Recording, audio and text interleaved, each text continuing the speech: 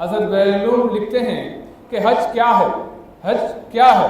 حج ابراہیم علیہ السلام، be be Hajra علیہ السلام، اسماعیل علیہ السلام کی بندگی پریشانیوں میں گرفتار ہونے کی تمثیل کا نام ہے۔ ابراہیم علیہ السلام کو اللہ تعالیٰ کا حکم ہوتا ہے کہ ابراہیم ہم تجھ کو آگ میں پھینک دیتے ہیں، آپ جی اچھا فرماتے ہیں۔ تو جو آگ کا واقعہ ہے ابراہیم علیہ السلام کا، وہ اس طرح ہے کہ جس قوم میں ابراہیم علیہ السلام کو پیغمبر بنا کے بھیجا گیا تھا وہ قوم بت پرست تھی۔ جس قوم میں ابراہیم علیہ السلام کو پیغمبر بنا کے بھیجا گیا تھا وہ قوم بت پرست تھی۔ تو ابراہیم علیہ السلام بار بار یہ لوگوں سے یہ کہتے کہ یہ کیا مورتیاں ہیں، یہ کیا بتاں ہے جو تم جما کر بیٹھے ہو، یعنی یہ کیا بت ہے جسے تم پوچھتے ہو۔ تو یہ لوگ ابراہیم علیہ السلام کو جواب دیتے کہ ہم نے ہمارے باپ دادا کو اسی بتوں کو پوچھتے دیکھا، ہم نے ہمارے باپ دادا کو اسی بتوں سے مانگتے دیکھا۔ تو ابراہیم علیہ السلام فرماتے ہیں کہ خدا کی قسم تمہارے باپ دادا سری گمراہی میں تھے، خدا کی قسم تمہارے باپ دادا سری گمراہی میں تھے، اور تمہارے یہاں سے واپس چلے جانے کے بعد جو ان کے ساتھ مناسب کام ہے کرنے کا وہ میں کروں، جو مناسب کام ہے ان بتوں کے ساتھ کرنے کا وہ میں کروں۔ اور جب یہ قوم کے لوگ پلٹ کر واپس چلے جاتے ہیں تو ابراہیم علیہ السلام ان کے تمام بتوں کے ٹکڑے ٹکڑے کر دیتے ہیں۔ ابراہیم علیہ السلام ان کے تمام بتوں کو توڑ دیتے ہیں سوائے ایک بڑے بت کے، ایک بڑے بت کو چھوڑ کے تمام بتوں کو توڑ دیتے ہیں۔ اور جب یہ گاؤں کے لوگ گاؤں میں واپس آتے ہیں تو کیا منظر دیکھتے ہیں کہ کسی نے ان کے بتوں کے ٹکڑے ٹکڑے کر دیے۔ یہ لوگ غمزدہ ہو گئے، غصے میں آ گئے اور پوچھنے لگے کہ یہ کس کا کام ہے، یہ ہمارے معبودوں کے ساتھ زیادتی کس نے کی؟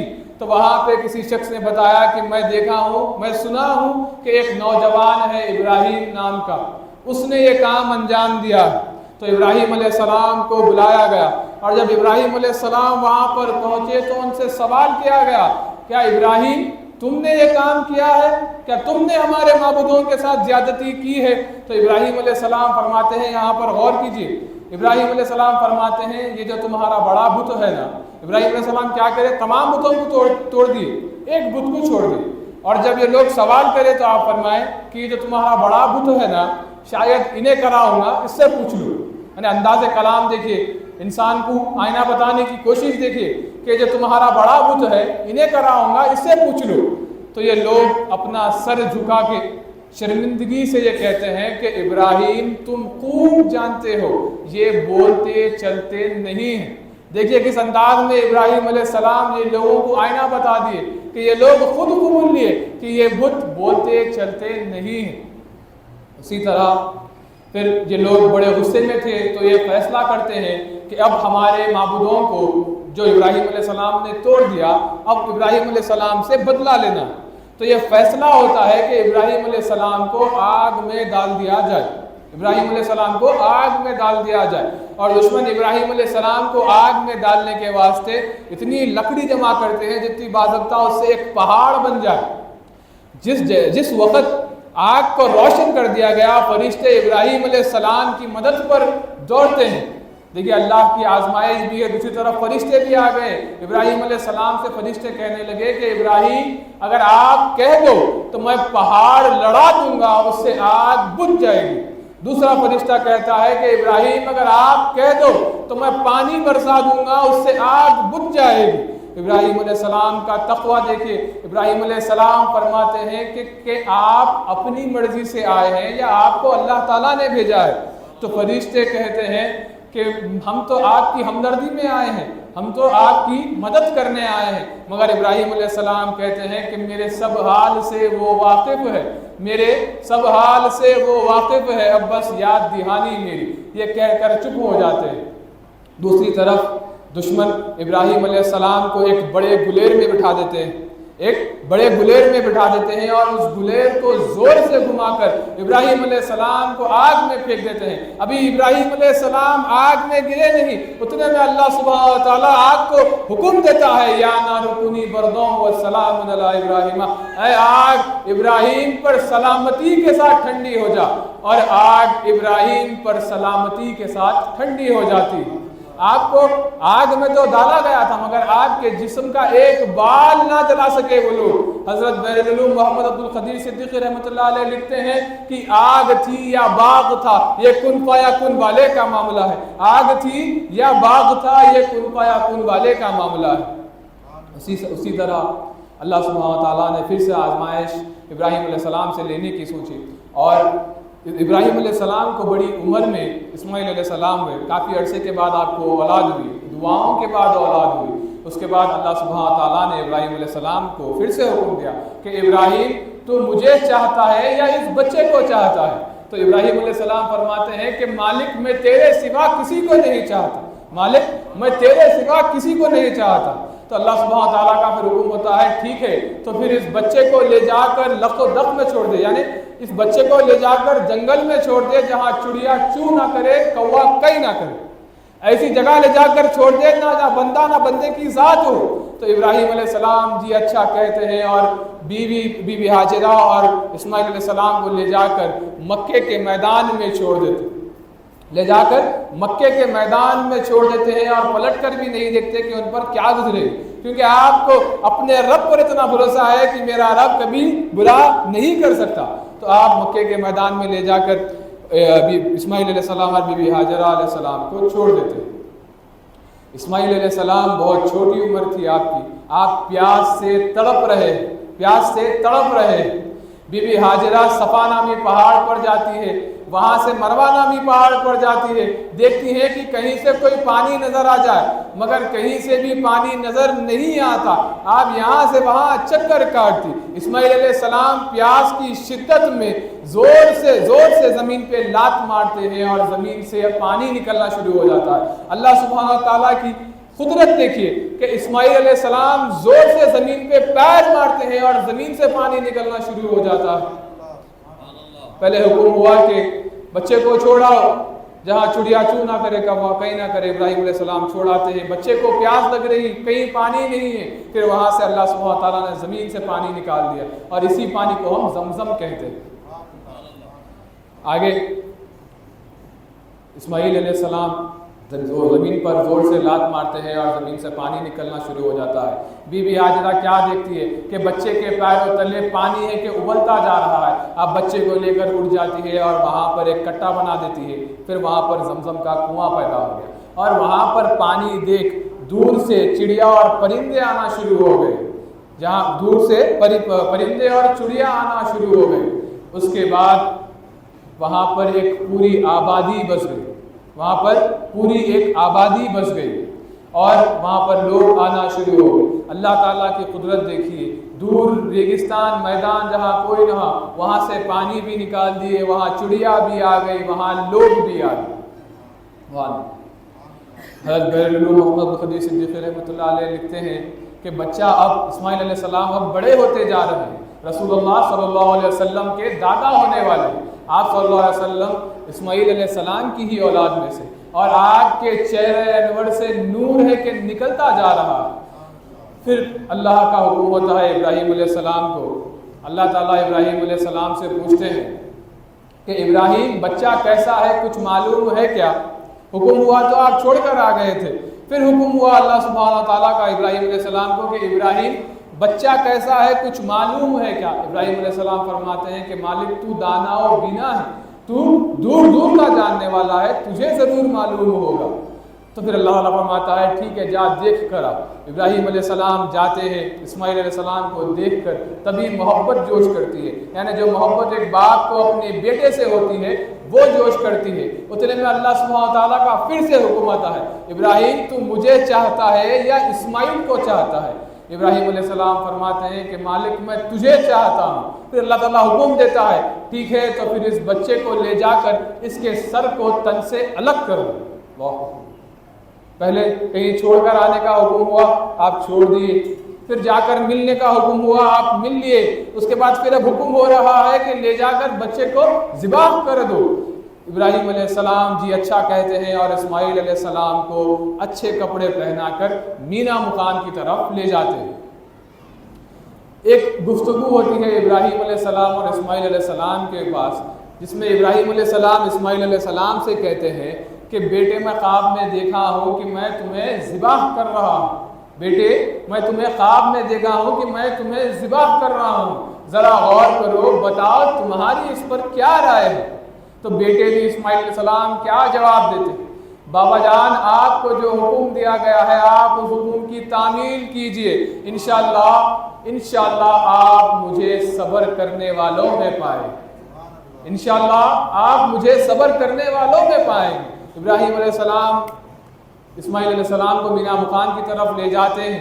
شیطان سے کب برداشت ہونا کہ ابراہیم علیہ السلام اسماعیل علیہ السلام کو رائے خدا میں ذبح کر دے۔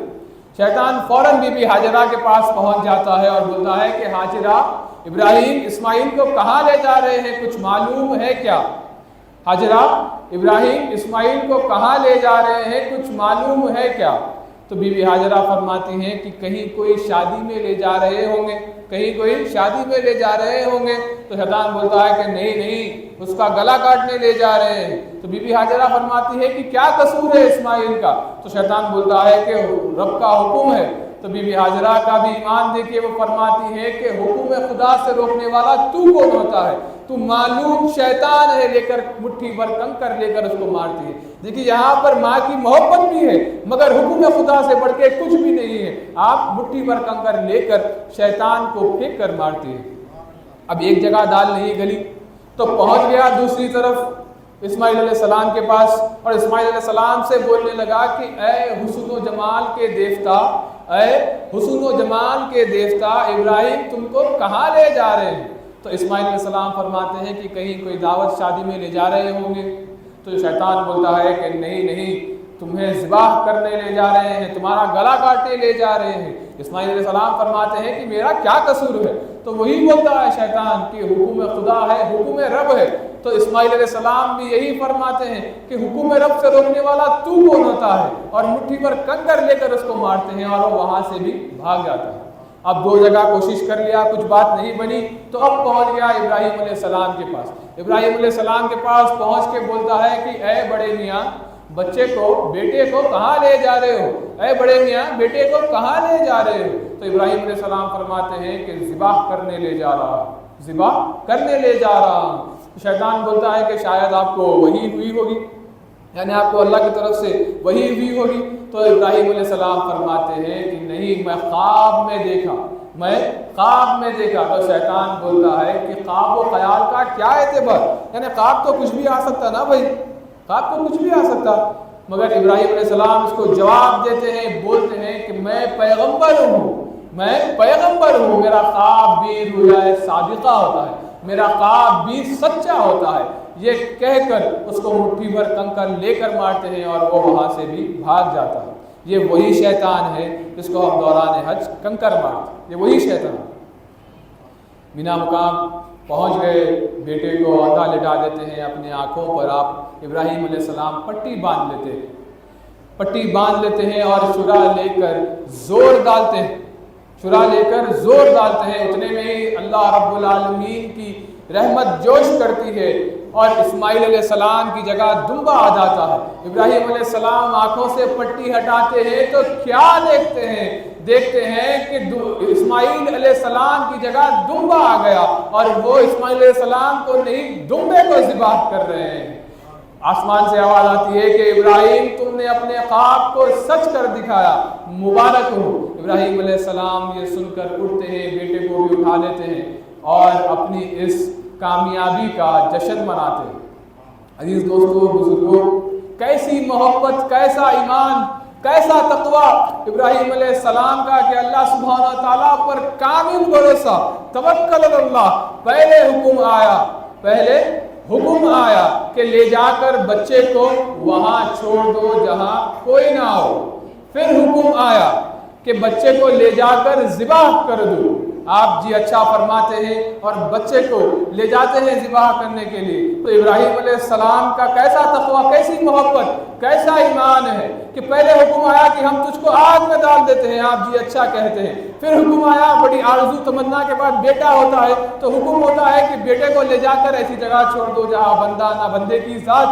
پھر حکم ہوا کئی زمانے کے بعد بیٹے سے ملتے ہیں، پھر حکم ہوتا ہے کہ بیٹے کو لے جا کر ذبح کر دو، آپ جی اچھا کہتے ہیں اور چلے جاتے ہیں، کیونکہ ابراہیم علیہ السلام کا ایسا ایمان تھا، آپ کو اپنے اللہ پر اپنے رب پر کامل بھروسہ تھا کہ میرا اللہ جو میرے ساتھ کرے گا وہ بہتر کرے گا، وہ کبھی میرے ساتھ برا نہیں کر سکتا، یہ ان کا بھروسہ تھا۔ یہ توکل اللہ ہونا ہے جس دوستوں بزرگوں، یہ توکل اللہ ہونا ہے، اللہ پر کامل بھروسہ رکھنا ہے۔ اللہ ہم پر اتنا وزن نہیں ڈالتا جتنا ہم برداشت نہیں کر سکتے، اللہ تعالیٰ ہم پر اتنا وزن نہیں ڈالتا جتنا ہم برداشت نہیں کر سکتے۔ حضرت بیر العلوم محمد عبدالقدیر صدیقی رحمۃ اللہ علیہ لکھتے ہیں، تم آخرت کی فکر کرو، اللہ سبحانہ و تعالیٰ تمہارے دنیاوی معاملات کی فکر کرے گا۔ تم آخرت کی فکر کرو، اللہ سبحانہ و تعالیٰ تمہارے دنیاوی معاملات کی فکر کرے گا۔ تو ہم کو ہمارے دنیاوی معاملات سب اللہ کے حوالے کر دینا ہے اور بس آخرت کی فکر کرنا ہے، بس آخرت کی فکر کرنا ہے۔ آگے بڑھتے ہوئے اسی طرح آج 18 ذو الحجہ ہے، یوم شہادت حضرت عثمان غنی رضی اللہ تعالیٰ عنہ۔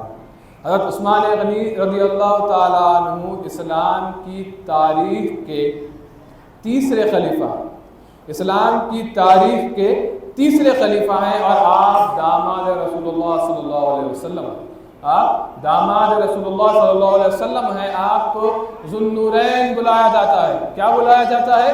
ذو النورین بلایا جاتا ہے، یعنی دو نور والے، ایک نہیں بلکہ دو نور والے، کیونکہ آپ صلی اللہ علیہ وسلم نے آپ کے نکاح میں اپنے 2 شہزادیوں کو دیا تھا، ایک شہزادی کا انتقال ہوا تو پھر دوسری شہزادی کو بھی آپ کے نکاح میں دیا، اور آپ کی ہی خلافت میں، دور خلافت میں قرآن شریف ایک کتاب میں مکمل ہوئی، ایک کتاب میں قرآن شریف مکمل ہوئی، اور یہ آپ اپنی سخاوت اور اپنی حیا کے واسطے جانے جاتے ہیں، آپ اپنی سخاوت اور اپنی حیا کے واسطے جانے جاتے ہیں۔ آپ کی سخاوت کا یہ معاملہ تھا کہ مدینہ شریف میں جو سب سے پہلے کنواں مسلمانوں کے واسطے وقف کرے تھے وہ حضرت عثمان ابن عفان رضی اللہ تعالیٰ عنہ ہی کرے تھے، اور آپ صلی اللہ علیہ وسلم فرماتے ہیں کہ عثمان کی ایسی شخصیت ہے جس سے فرشتے بھی حیا کرتے ہیں، جس سے فرشتے بھی حیا کرتے ہیں۔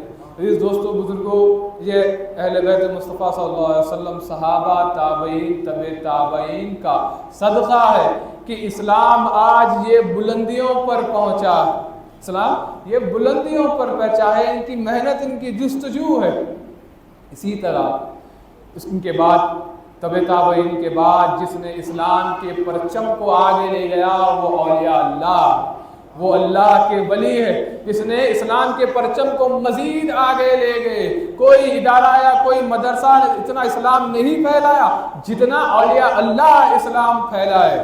ہندوستان میں جو آج اتنے مسلمان ہیں وہ حضرت خواجہ اعظم، خواجہ ہند، خواجہ اجمیری رحمۃ اللہ علیہ کا ہی فیضان ہے۔ عزیز دوستوں بزرگوں، اولیاء اللہ کے ایسے اخلاق ہوا کرتے تھے، ان کا ایسا کردار ہوا کرتا تھا کہ لوگ صرف ان کو دیکھ کر مسلمان ہو جایا کرتے تھے، لوگ صرف ان کو دیکھ کر مسلمان ہو جایا کرتے تھے۔ اور اولیاء اللہ یہ وہ لوگ ہیں جو لوگ اولیاء اللہ کو اپنی تنقید کا نشانہ بناتے ہیں۔ میں ان سے کہتا ہوں کہ اولیاء اللہ یہ وہ لوگ ہیں جن کے نمازیں قضاء نہیں ہوا کرتی، جن کے نمازیں قضا نہیں ہوا کرتی تھی، جو سانس بھی لیتے تو اللہ کی لیتے، سانس بھی لیتے تو اللہ کی لیتے، دنیا میں تو ہوتے مگر ہمیشہ اللہ سبحانہ تعالیٰ کی عبادت میں اپنی زندگی گزار دیتے۔ عزیز دوستوں بزرگوں، اولیاء اللہ کا در یہ وہ در ہے جہاں ٹوٹے ہوئوں کو سہارا ملتا ہے، بکھرے ہوئے سنور جاتے ہیں۔ مگر ایک ذمہ داری ہم پر بھی یہ بنتی ہے کہ جب کبھی ہم اولیاء اللہ کے در پر حاضر ہوں تو ان کی تعلیمات کو سیکھ کر واپس جائیں۔ جب کبھی ہم اولیاء اللہ کے در پر ہوں تو ان کی تعلیمات کو سیکھ کر جائیں، وہ اپنی زندگی کس طرح گزارے وہ دیکھ کر جائیں، وہ ہم اپنی زندگی میں ان کی زندگی کو اتاریں۔ اگر پوری طرح اگر نہیں اتار سکتے تو ہم کوشش تو کر سکتے ہیں، ہم کوشش تو کر سکتے ہیں ان کے ویسی زندگی گزارنے کی۔ تو ہمارا یہ عمل ہونا بہت ضروری ہے۔ پھول چادریں تو پیش ہوتے رہیں گی مگر یہ بھی ضروری ہے کہ ہم جا کر ان سے کچھ سیکھ کر آئیں۔ اسی کے ساتھ یہ میرے لیے بہت ہی اعزاز کی بات تھی کہ میں آپ کے درمیان میں آیا ہوں، مجھے آپ کے درمیان میں آنے کا موقع ملا۔